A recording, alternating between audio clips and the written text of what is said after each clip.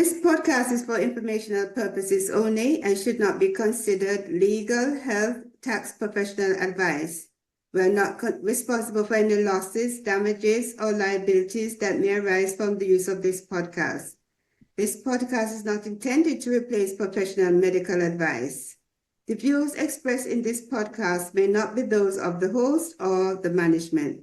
This podcast may contain adult themes, so parental discretion is advised. Welcome to the Modern Titus 2 Unplugged podcast. Our podcast is one where we fearlessly dive into the unspoken struggles that shape the lives of women today. As part of our mentoring role, we seek resources and support designed to help women thrive. We explore strategies for achieving optimal well-being and performance in every aspect of our life. Our guest today is Kerry Ann McLean, who is the author of the transformative book, Budget Right. She's also a financial coach who has transformed her life from the depths of debt, addiction, and homelessness to a thriving existence of financial and mental well-being. So welcome, Kerry, welcome. So pleased and honored. Would you mind telling our listeners where you're calling from?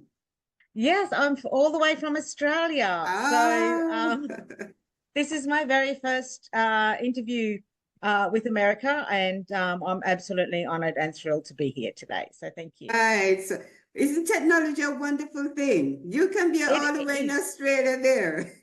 Yeah, absolutely. Absolutely. I will make this good. Can you share that moment, that fork in the road that caused you to realize the need to change your financial habit? What happened? A lot. So I was never taught how to manage money.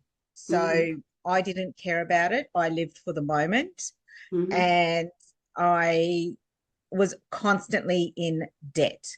So I had a lot of struggles. I was homeless for a while, for a period of time, about 6 months, I think. And it was really crippling. I couldn't do the thing. Like I had friends that come out for lunch, and I'm like, I can't. It got to the point where I was selling furniture, jewelry, just to pay the bills. I'd use one credit card to pay another credit card, and it was a horrible circle that I was in, and I could not see a way out. And in my homelessness state, I realized that, I may have learned how to get out of debt previously, but I didn't deal with my mindset, which was keeping me in that negative money flow, so to speak. So it was really difficult to manage money and have being really down and depressed and anxious about everything. So it wasn't just financially, it was mentally as well that I knew I needed to change. So when you realized this, what was the first steps that you took to break free from the addiction and the debt? What were your first steps? Yeah, the first thing was I had to take accountability. I had to acknowledge that I had a problem.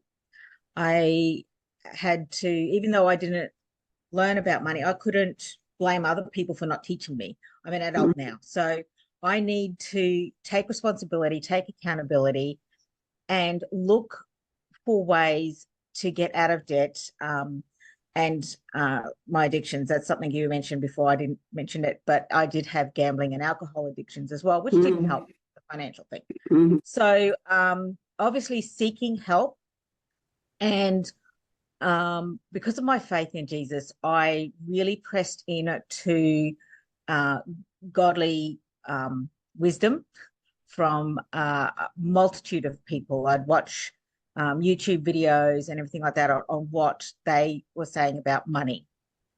And I learned a lot along the way about spending habits, spending triggers, how to pay off your debt quicker. So the first thing really is to take accountability, own up to what the situation is, and seek help. And I've actually written my book to help others because I didn't have that available. Right. I found bits and pieces. I found information on money mindsets somewhere, and I found money triggers, spending triggers and fixes, how to put that in place in a different area. I found how to pay off debts quicker in a different area. So I've put it all together in one really easy to follow workbook. There's really simple. So that was sort of the mindset change that played a role. Okay. Yes. Yeah. Okay. So that Yeah. you basically changed your whole mindset in regard to It does. I really think that they should really teach in the school how to manage money, because a lot of people really don't. Adults don't know to manage the money. No, that's exactly right. We're at a young age. So when I was a teenager, and I was just starting to work, I was encouraged to get a car loan. You're told to get credit cards so you can improve your credit rating. But no one ever tells you how to manage that. It was all about debt spending, not about saving up and being patient and working it all out. So it has taken me a long time, a very long time. And hopefully through my book, I can help people avoid that long time stress of financial problems. Yeah. Well, I'm originally from the Caribbean, and a lot of Caribbean people, when I came to the United States, I understand this debt thing, because normally if we're gonna purchase a house, we save the money and we have a big chunk and a very small mortgage. Some persons who live, generationally, persons might leave land, family land. You build a one bedroom, and then when you buy some more blocks and steel, and you build another bedroom, and by the time you finish, you have no debt. So it was a shock. It was a shock when I came in, like, if you don't have debt and have to get credit, you don't value anything if you don't have credit over here. So it was cultural shock for me, Yeah. Yeah, absolutely. And it's really hard because a lot of when I found myself homeless, so I wasn't sleeping on the street. There's a lot of what we call hidden homeless, where people are couch surfing or just staying with friends every now and then. So I was staying with friends who let me, have a bed. And I realized that a lot of the stuff that we class as necessities are really not. All you need is, food, water, and a roof over your head. We don't need the big TVs. We don't need multiple TVs or, a lot of the stuff, it is not a necessity. They're comforts. So when you're going through changes, if you're in a massive amount of debt and you want to get out of it, you need to look at the things that you have. Are you really using it? Is it really good for you? Because if it's costing you money and you're not using it and it's not a necessity, it's dragging you down. So it can be quite difficult. Another thing that I do tell people through is, obviously, first of all, you need to take accountability. Then you need to seek help. You also need to really look at your budget.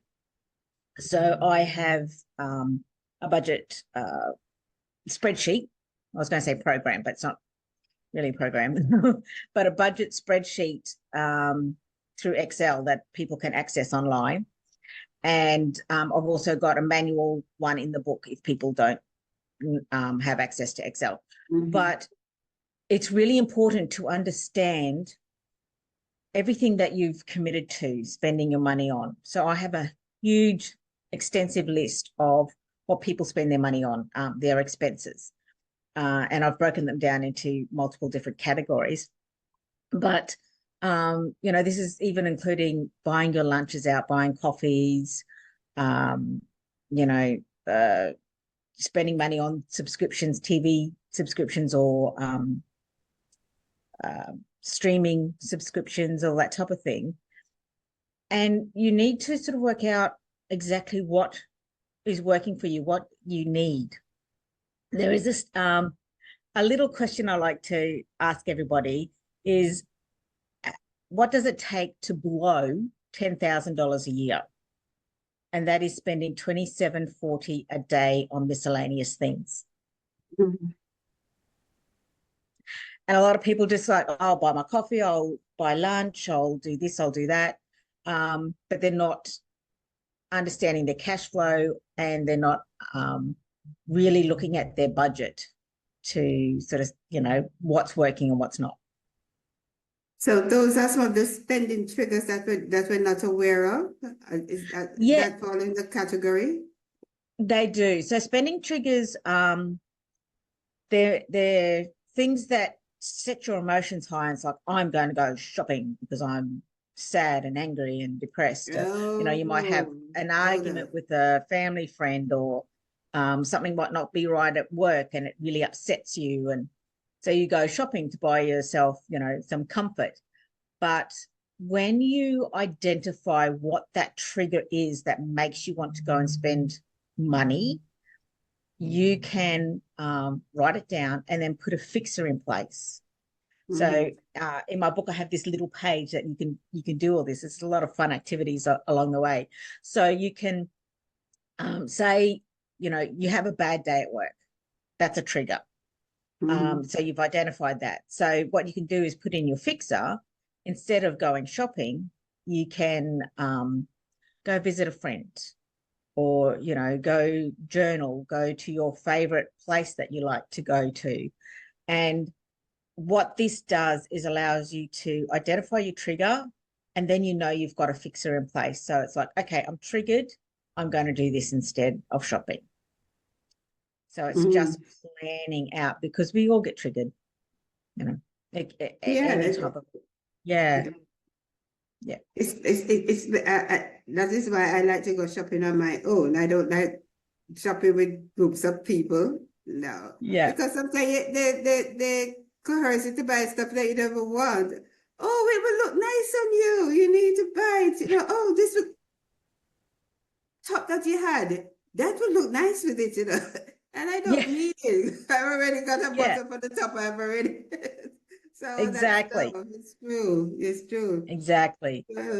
So yeah. So mindful spending, is that the opposite of triggered spending? It is.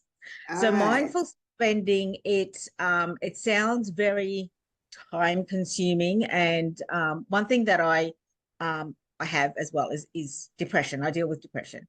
And when you're having really bad days, asking someone to do something extra is just like, please don't.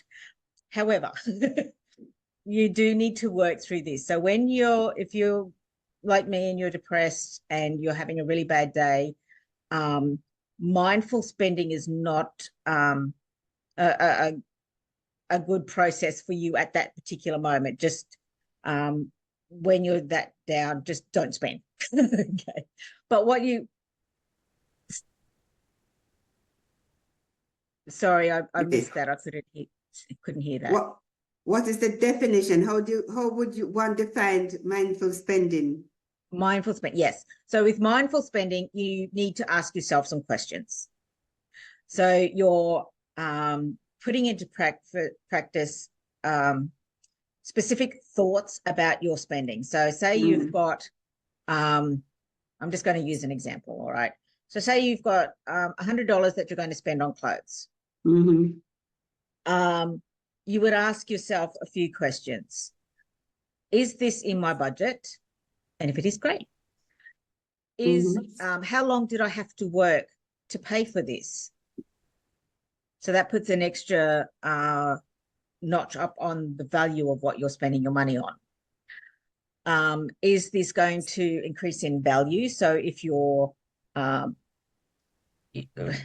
I really believe in sowing and reaping. So when you spend your money on something, is it going to benefit you physically, financially, or mentally?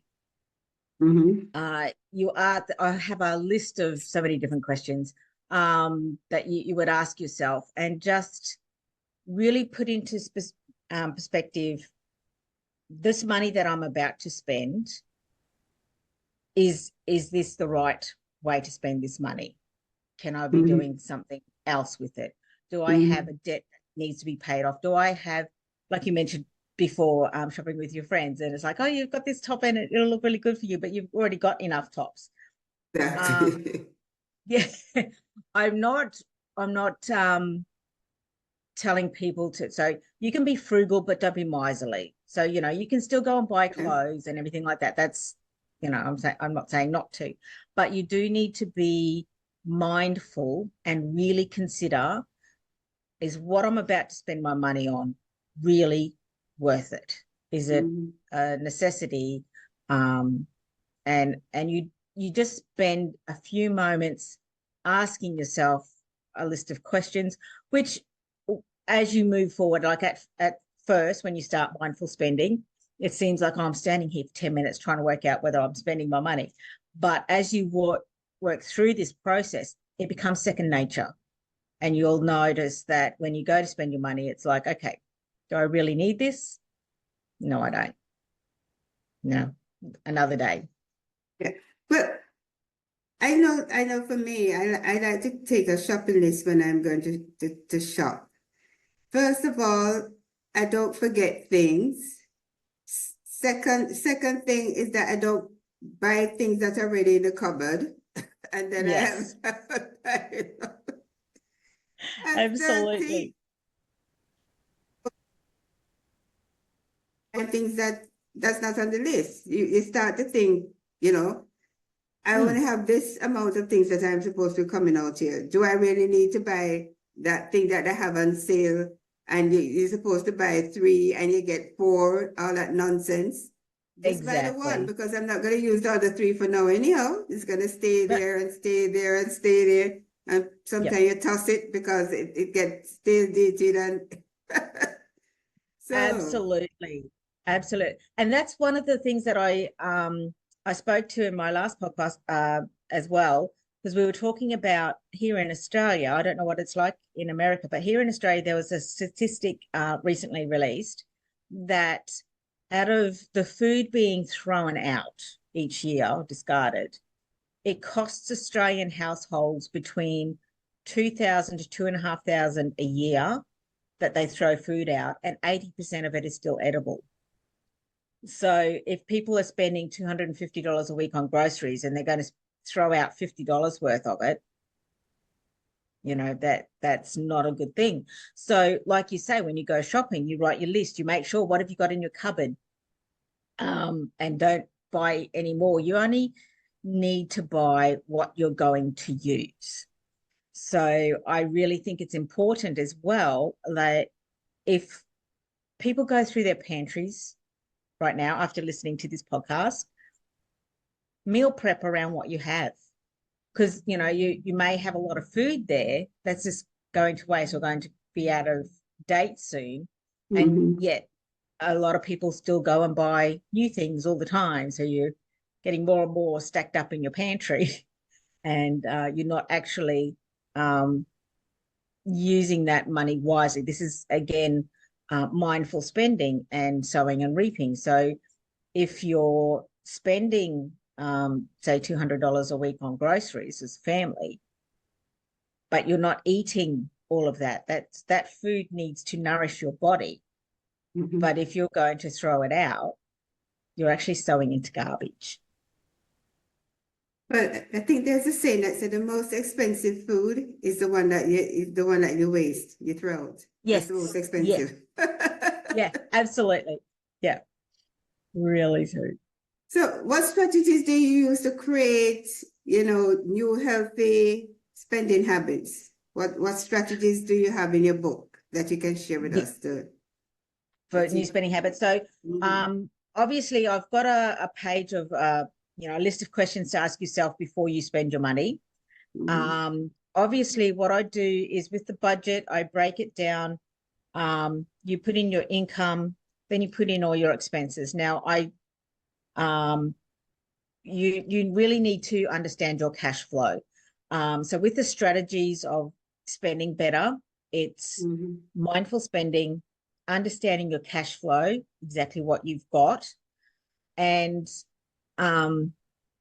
you also need to really understand what is important and what is necessity for you, not what you think you need. Don't keep up with the Joneses, I call status spending is spending money that you don't have on things you don't need to impress people you don't like. You don't need to do that. It's you look after you that worry about themselves. So, do what's right with you. If you have peer pressure about spending money on things and that, you can, love your friends and things like that, but just let them know that, for me, I don't need to do that. So there's some of the things I do go into detail quite a bit on creating great healthy spending habits. But the underlying issue on all of those is your mindset. It's really important. You need to, with your mindset, you also need to identify what you believe about money. So, if you grew up believing that money's hard to come by, you'll never own a house, you'll never do this, you'll never do that, it's all too hard. Or sometimes you might grow up and think money comes free from a wall, the ATM machine, and with the tap and go culture, because you look at the ads on TV here in Australia, and so many is like, if you want to go on a holiday, get this cash for this credit card that will help you get to where you want to go, and they're always pushing that debt spending. So show them all up and spend your own money and don't worry about their debt. Just get rid of the debt. You want to control your money. You don't want your money to control you or the banks to control you.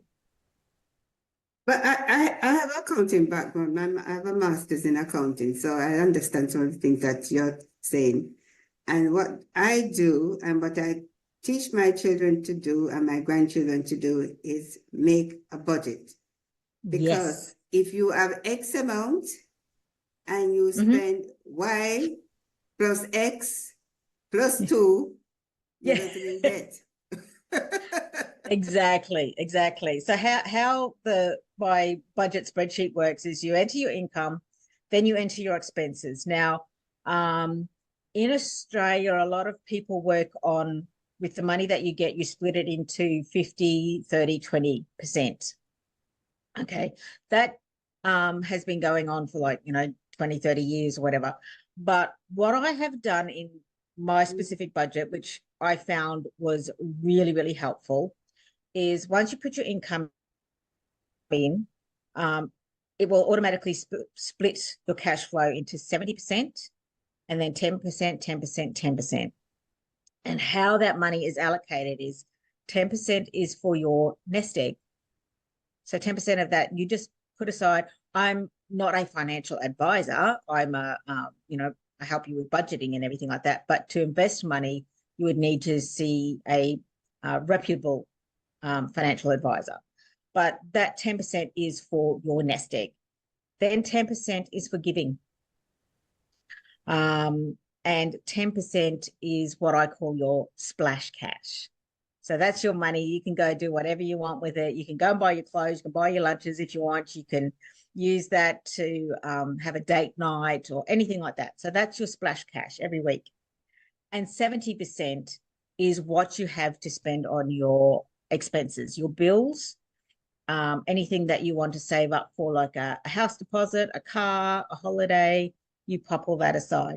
So when you put in your income and then you put in all your expenses, it will automatically calculate how much each week, fortnight, and monthly, because people get paid different ways, that 70% that you need to allocate to your bills. And then it will tell you if you're spending more or less.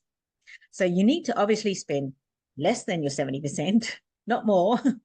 So then you can, when you do the budget the first time, it's what you're spending now. And then you can revisit your expenses to say, do I really need this? So yes, budgeting is really, really key. Mm-hmm. Yeah, I have something similar to that. What I do for the year, I budget out and I put like that's taxes that you have to pay, some special taxes that you have to pay. I make sure I put that in. And I put in birthday presents and stuff like that too, you know. Exactly. Yeah, to capture everything. Yeah, yes.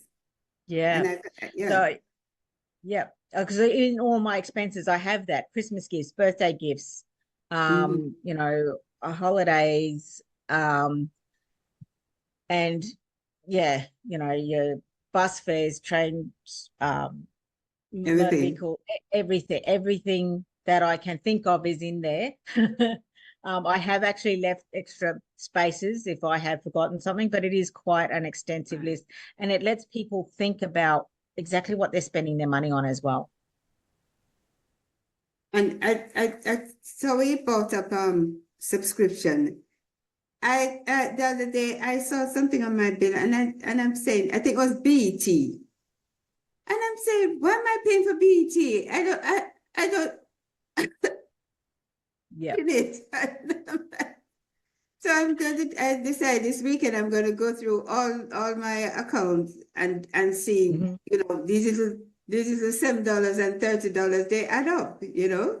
Yeah. Exactly. They really do. And a lot of times with the streamings and subscriptions, they, you know, sign up for 30 days free, and then people sign up and forget about it. Yeah, that's what happened. Yeah.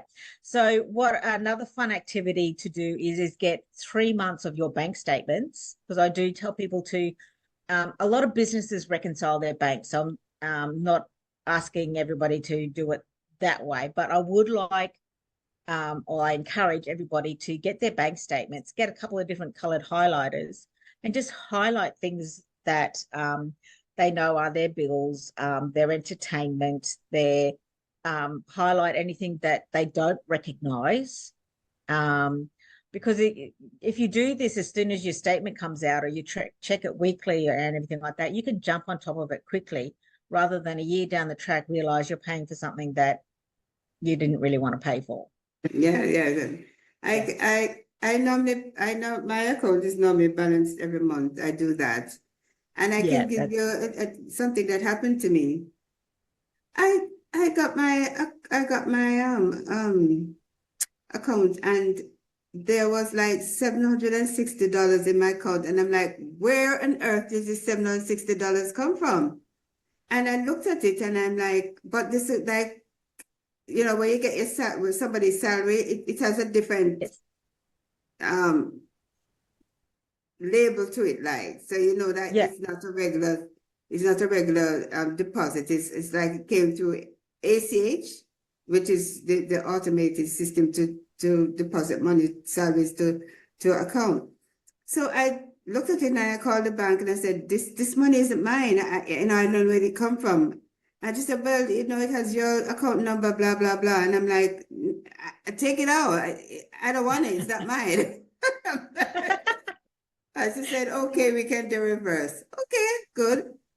Yeah. The following month, another $700 something come in there. Huh? So I did my own investigation and I found, they said they cannot tell me the name of the company.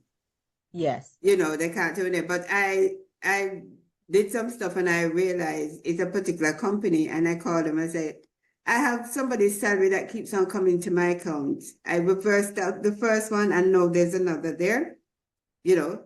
And she did the investigation and she found out who it belonged to. Apparently it was coming to my account, but somebody else wasn't getting paid. And I'm like, yes. But I was very vigilant because I know I'm not supposed to have that, you know. I'm a salaried, so I know exactly my salary every month, you know. So that is true. The opposite could have happened also. Somebody could have been pinching my money. Yes, Taking it exactly. out No, too. that's yeah. Oh wow. Wow. Yeah, so that was Yeah. interesting. That was interesting. Because a Yeah. lot of people don't realize that if you get funds into your account, although it is an error, you need to give it back. Some people spend it, you know. I Yes, said, I exactly. said, I said, thank the Lord, I was praying for this, and the Lord sent it to. Yes. Yes, it's very good to be honest. Absolutely. Because Yes, then they'll once they find it, they'll ask for it back. And if you spent it, you still yeah. liable for it. Yes, yes. Yeah. I'm Beautiful. interested in this. How can individuals find ways to increase their cash flow without getting another job? How are you going to do that? Yeah, so some of the things that I talk about, three different things. So you can increase your cash flow from your assets, from your stuff, and from your skills.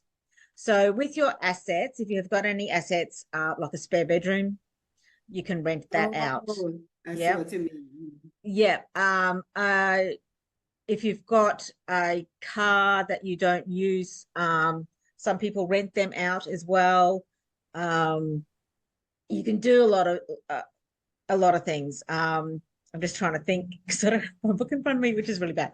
But so when you're looking at your assets, your bed, your car in Australia, if people have boats, they can actually rent their boats out to other people for Yes, the in Florida weekend. we have a lot of boats out here too. Oh, yeah, yeah. So, just look at what assets you have in your house that you can create income from.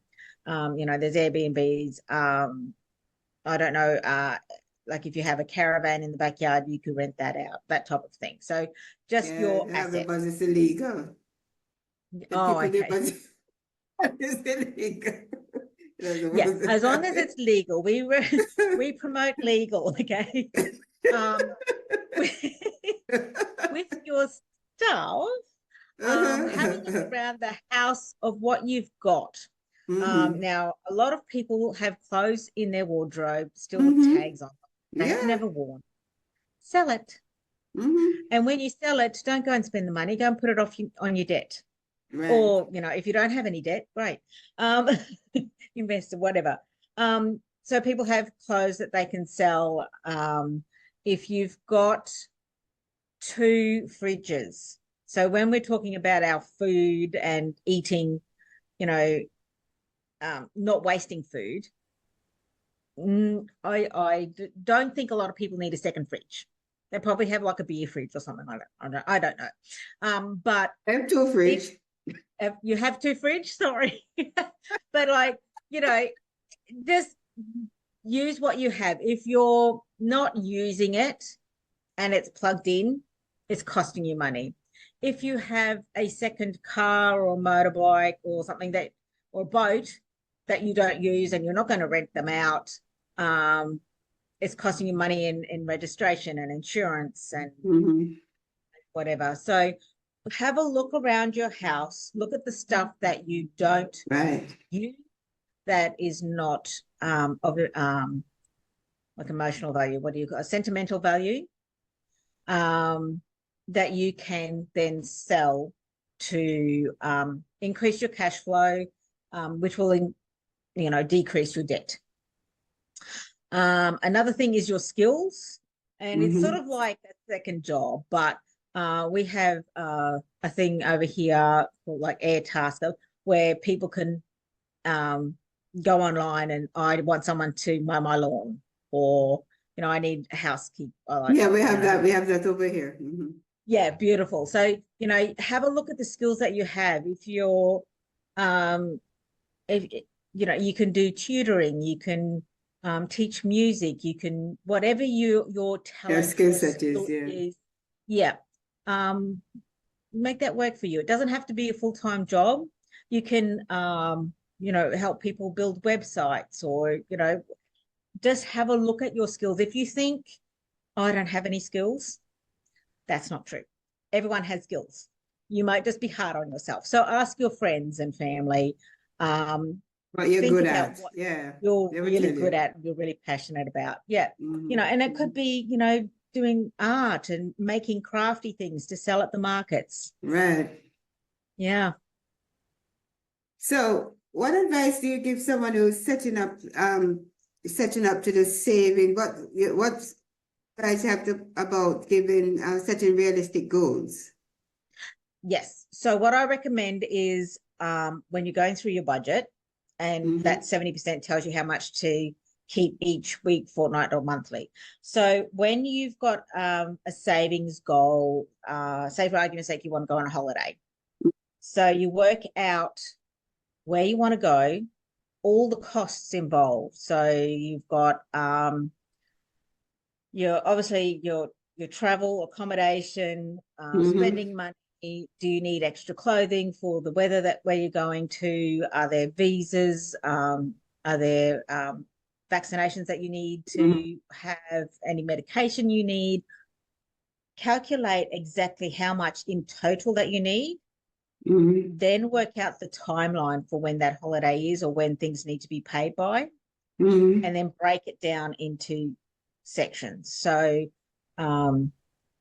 just throwing something out there, just say if you've got a holiday coming up in 10 months and it's going to be $3,000, then you need to put away $300 a month. So Right. you're breaking it down into small chunks. Obviously, some things need to be paid, like your airfares need to be paid before, a lot of the other things and that type of thing. So work out exactly how much you need in total, even with a car. If you're wanting to buy a car, don't look at just the cost of the car, look at the registration, Right.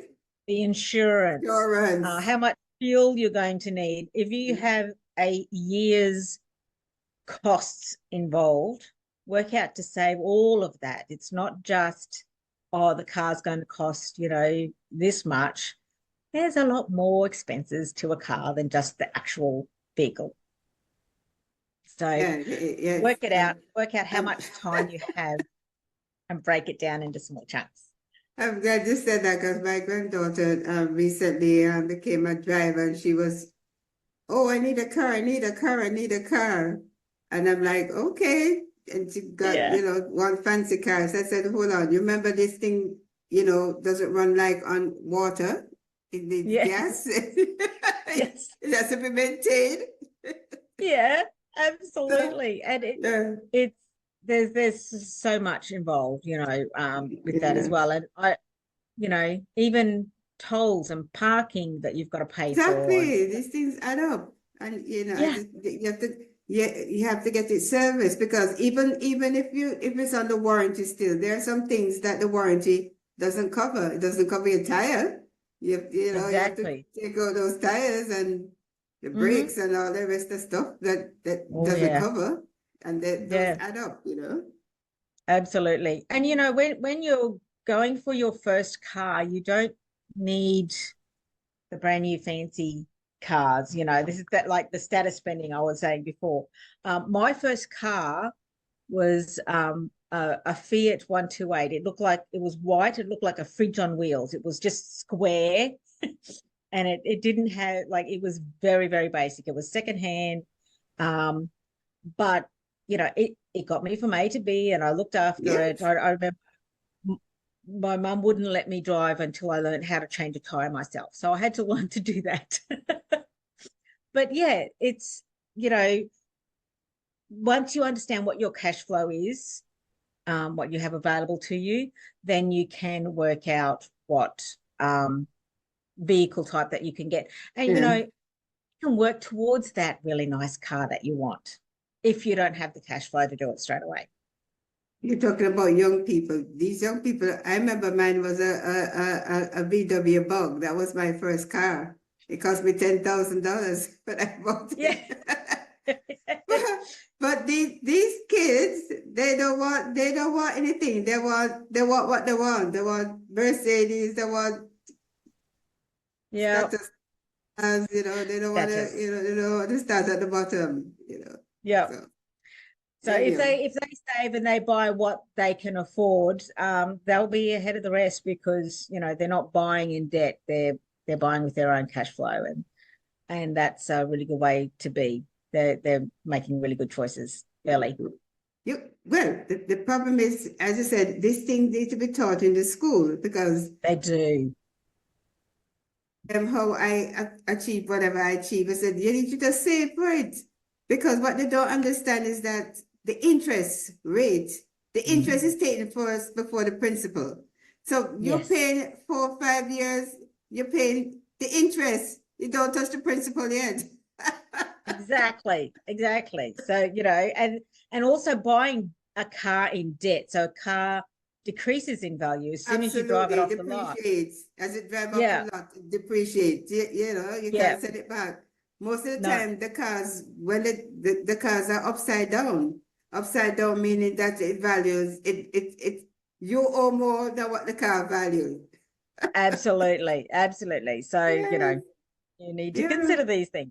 Yeah. yes. But as I said before, so the holistic approach that you have compared to the financial, the traditional financial Mhm. approach, what's the difference between these? So holistically, I start with working out, understanding why you spend the way that you do. Mm-hmm. So you need to understand your money habits. You need to understand your spending triggers. You need to understand what your mindset is about money. Did you, um, a lot of us didn't learn well. Mm-hmm. Um, and then we need to work on changing that. And then we can start looking at our expenses and our income and how to budget right. Then we can Mm-hmm. look at our cash flow, how to increase that.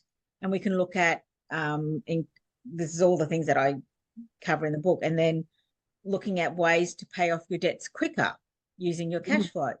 So it's holistically dealing with your mindset, um, your thoughts, your beliefs, your triggers, your habits, how to change them, how to work through them, and budgeting right. Because I got out of debt just working on the mechanics of Mm-hmm. budgeting. I was like, okay, so you do this, do this, do this, do this. Great, I'm out of debt. I didn't deal with my mindset. I still had a negative mindset. So within months, I'm back in debt because I didn't deal with the heart and the head. So holistically, my book covers all of it. Yeah. But we might be on this journey, but it's not the journey, it's not a straight line when it comes to making the transformation. We're gonna have we're Exactly. gonna have bumps, we're gonna fall down, we're gonna get our knees bruised. But that's Absolutely. tough. Yeah, I do say that in my book as well. It's like really, really look after your mindset because Right. your mental health, because that's really important. Um, Going through these changes, it Mm-hmm. takes time. So you might take 2 steps forward, 1 step back. That's Right, okay. right. Yeah. Yeah. So it is a journey. Just keep going. Just don't give up. That's my, Mm-hmm. and you got Yeah. this. Yeah.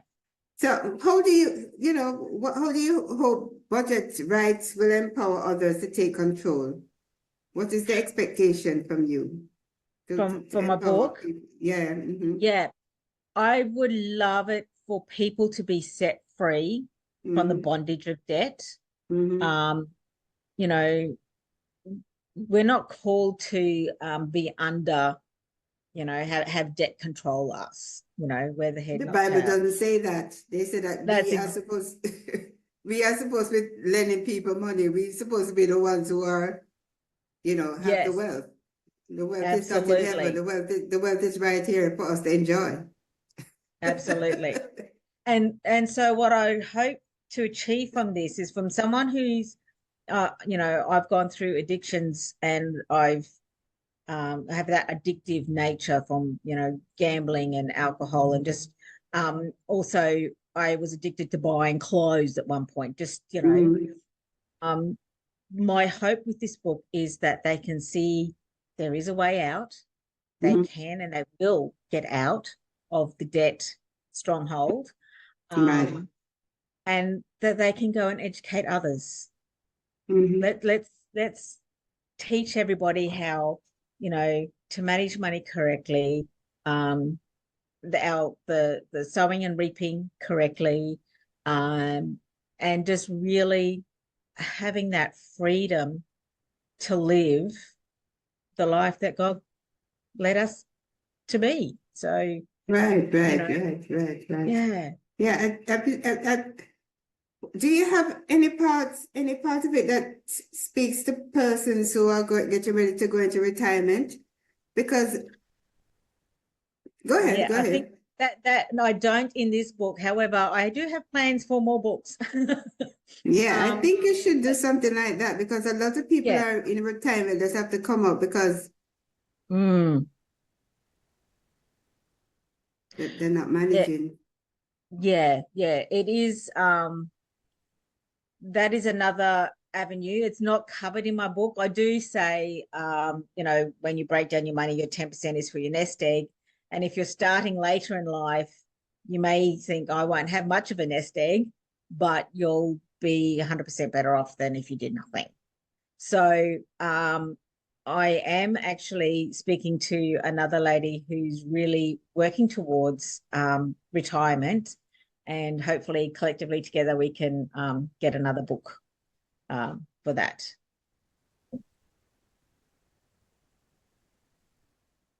What advice would you give someone who is getting ready to start the journey of the transformative journey? What advice? What I would recommend is, if you journal, definitely journal.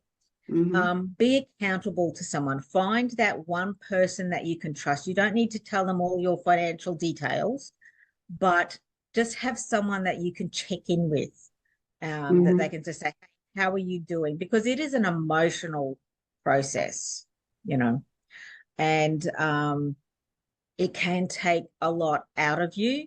And especially, if you're someone who's really hard on yourself, you really need that extra support of saying, you've got this, you can do this. If you fall down, I'll pick you up. You can come cry on my shoulder. So have somebody that you can talk with. It doesn't have to be a lot of people, just one person that you can have that accountability with, and that they can encourage you to keep going. Something just came to me, I'm going to ask you, because I'm not quite sure if you addressed it in the book. Do you have any cases where one person is a couple, married couple? So some of them put funds together and all of that stuff. One is a spendthrift and one is a saver. How does that work? You really need to talk to each other. Absolutely. You need to both be on the same page. So talk together about your budget plan. Check in with each other. If, a married couple do need to be on the same page. I know opposites attract, and you can be your own individual in your marriage as well. But having that truthful conversation, both being on the same page, is like, we need to do this together, and just really support and encourage each other. If you're in the situation where, okay, one's invested and one is just completely not invested in changing, obviously have that accountability with somebody, like a counselor, or a good, like for wife, if she's got a good girlfriend, or if the husband has a good mate that they can speak to, just for their own personal journey. But, just pray that together, collectively, you will be on the same page, and really commit to making your joint finances work together for you. Yeah. One of the things I'm thinking about it now. If one is a spendthrift and one is a spendthrift. I mean, that person. I mean, they spend. Yeah. They are.